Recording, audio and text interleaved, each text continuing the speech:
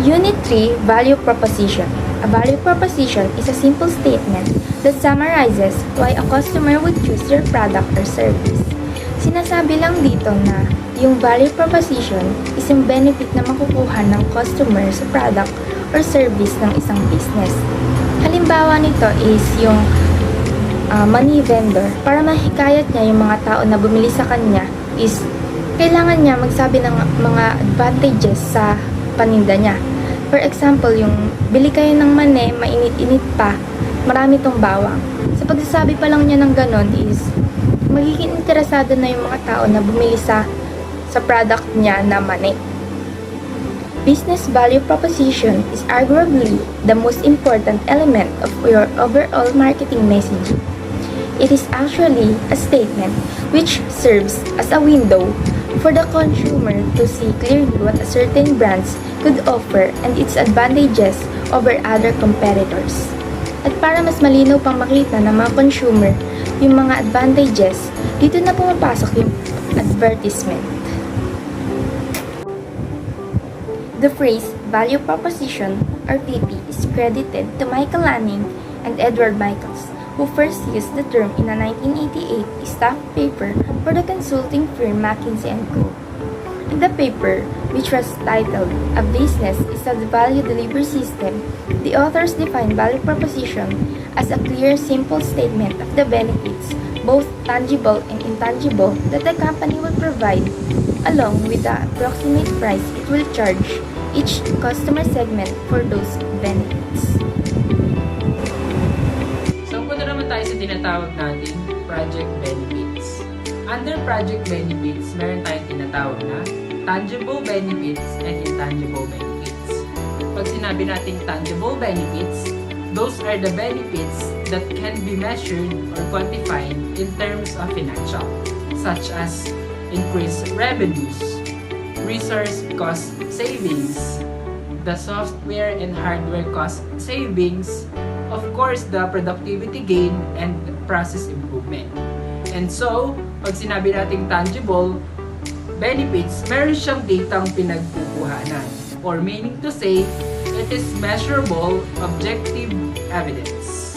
While the other one, intangible benefits, those are the benefits that cannot be measured or quantified in terms of economics, such as enhanced user experience, increased customer satisfaction, increased compliance, and of course, the brand equity. And so, intangible benefits, these are the feedbacks na pwedeng manggaling sa customer satisfaction or sa professional satisfaction. Parts of customer's profile: customer job, customer pain, and customer gain. First, customer job. It describes an important issue your customers are trying to solve in their work or in their lives. It could be the task they are trying to perform and complete, the problems they are trying to solve, or the needs they are trying to satisfy. There are three main types of customer's job: functional job, social job, and personal or emotional jobs. Pains and gains. These are the ways of looking at customers' needs based on how a product or service can solve an existing customer problem, and how a customer's life stands to benefit from a product or service. First, customer's pain. The negative experiences, emotions, and risks that the customer experiences in the process of getting the job done. In another hand, the customer's gain are the benefits which the customers expect and needs, what would delight customers, and the things which may increase likelihood of adopting a value proposition. So next, we have the parts of value proposition. So first, value proposition pain relievers describes how the company's products or services will reduce the pain that the customer may experience throughout getting the job done. So example nito is, pumunta ka ng ospital na masakit yung binti mo. So ano yung inaasahan mong mangyari? Inaasahan mo na tutulungan ka ng doktor na ayusin yung pananakit ng binti mo. So alam naman natin lahat na once na pumunta tayo ng ospital na may masakit sa ating katawan ay hahanap agad tayo ng solusyon para gumaling ito. So ang ating pag-asa ay matukoy ng doktor ang sakit at pagkatapos ito ay mag-alok siya ng gamot o bagay upang maibsan ang sakit na ating nararamdaman. So second, value proposition gain creators. The characteristics, quality, or things in general that the products or services have which addresses or creates gains for the customer. So, sinasabi dito sa value proposition gain creators, example is ang mga gain creator ay mga nakikita nating benepisyo na may iaalok ng ating produkto or serbisyo sa ating customer. Halimbawa na lang sa Toyota, mayroong 4 na grain creator na maihahatid ng produktong ito sa customer para tulungan silang matupad ang mga hinahanap nila sa isang product. So, ito yung 4 na grain creators ng Toyota. Ito ay hybrid car, urban style, focus on comfort and space, and adaptive cruise control. Last, we have the value proposition products and services. These parts mention the actual products or services that the company offers to help customer get the job done. So, in terms of gains, example natin yung Tesla. Ipinagmamalaki ng Tesla ang mataas na mga rating sa kaligtasan, katayuan sa lipunan na konektado sa pagkilala sa tatak, makabagong disenyo at high-end battery life. Ang gains na ito ay kinakatulong sa mga customer ng Tesla na magawa ang trabaho. In this customer case, ang sasakyan na ito ay kailangan natin upang makapunta sa trabaho o kung saan man tayo magpunta. Convey a successful image and stand out from the crowd. Ayun yung products and services ng Tesla. Let's proceed to the value proposition canvas that we made based on our chosen business. So our business is a coffee shop. So obviously, ang product na binibenta namin sa tao is coffee. Our coffee shop do not only sell coffee, but also pwede ka dito mag-relax, mag-aral, magtrabaho, or mag-bond kasama ang pamilya or friends mo.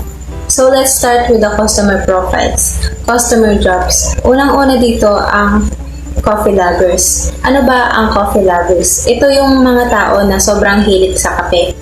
So if sobrang hilig mo sa kape, hahanap ka ng place or shop na nagbebenta ng masasarap na kape na pwede mong pagbilan. And our coffee shop is fit for that kind of customer. So next is the working professionals. So kadalasan sa mga nagtatrabaho, gusto nila nung mga drinks na nagpapagising sa kanila like energy drinks or coffee. Pwede silang pumunta sa coffee shop. And kahit dun sila mag-work since merong nice and good ambience ang coffee shop, pwede sila dun mag-work aside sa kanilang working place na makakapag-concentrate sila. Next is yung mga academic community.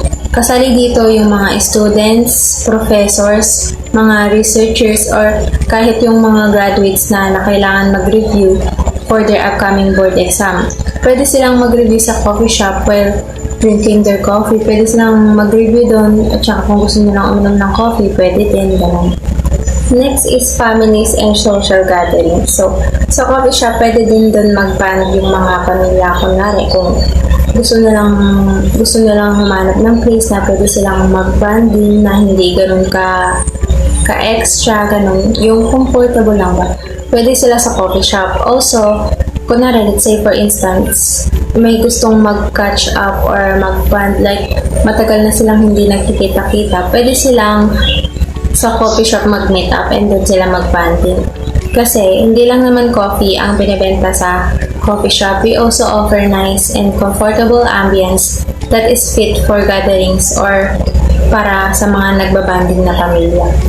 So, lastly is for someone who's looking for a unique drink. So, let's say for instance, may isang tao na gustong mag-try ng iba't ibang drink na gustong tikman lahat ng klase ng inumin na yan.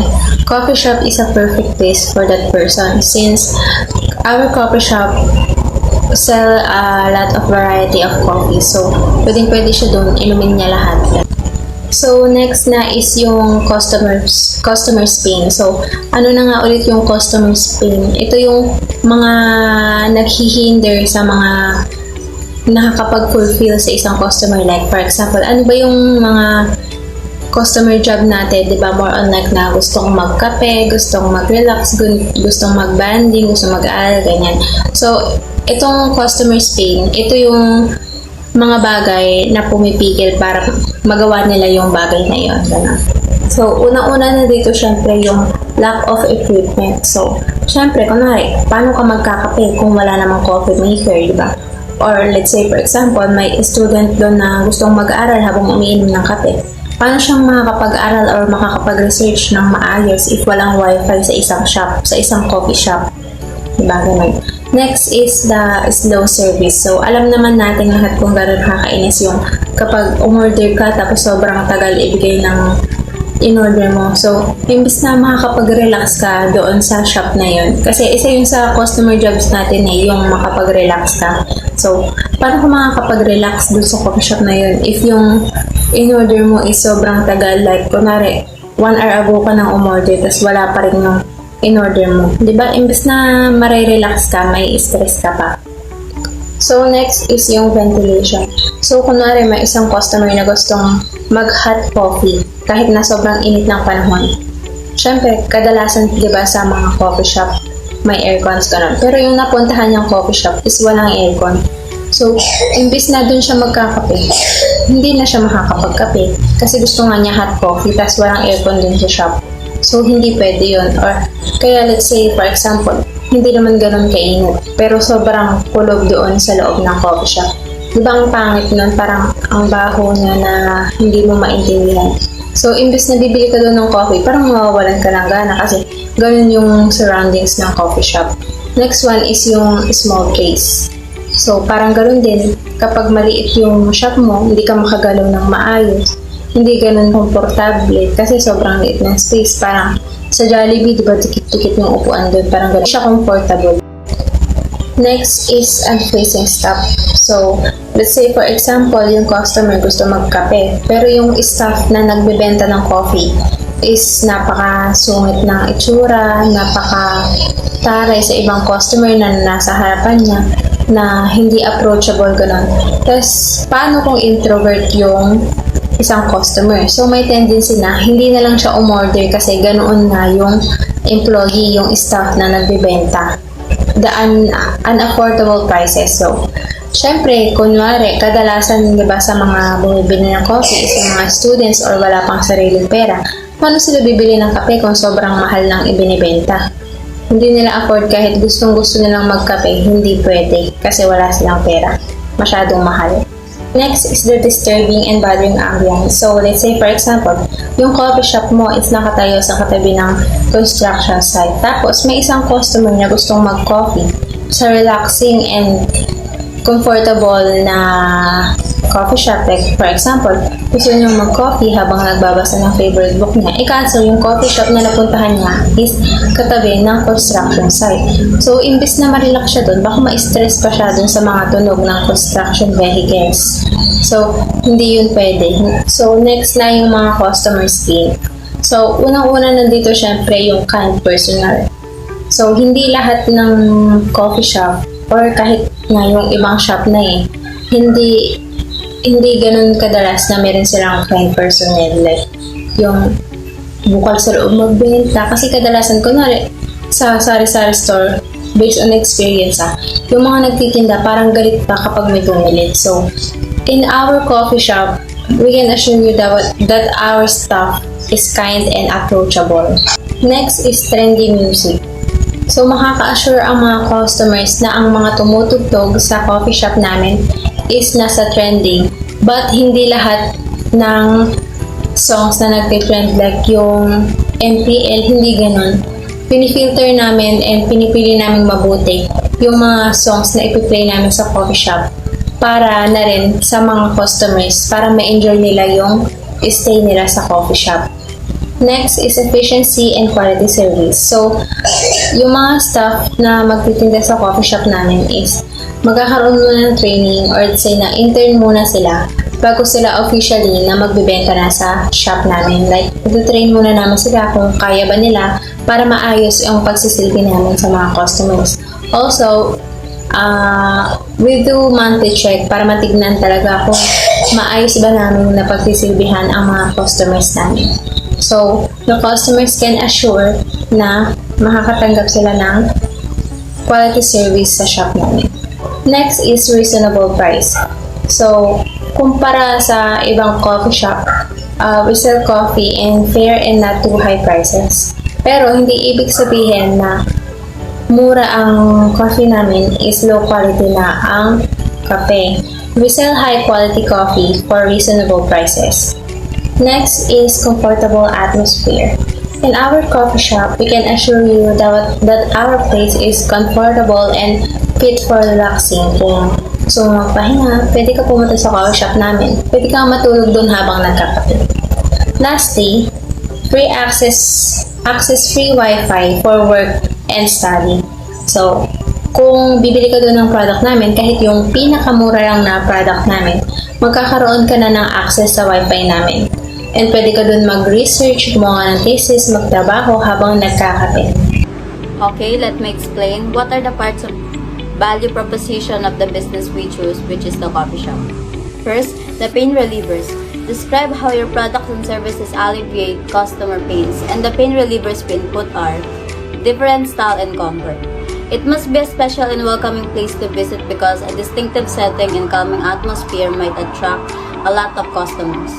Number 2, with pleasing and friendly staff.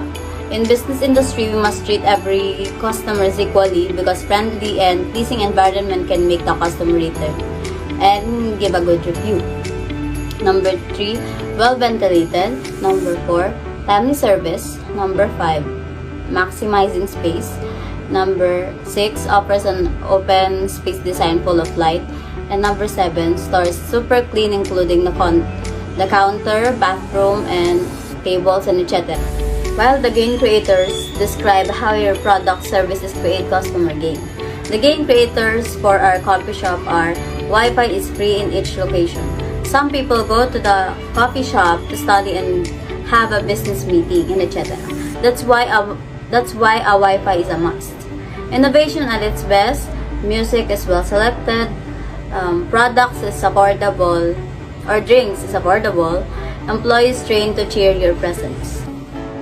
Lastly, the product services, which means list of all the products and services that a value proposition is built around.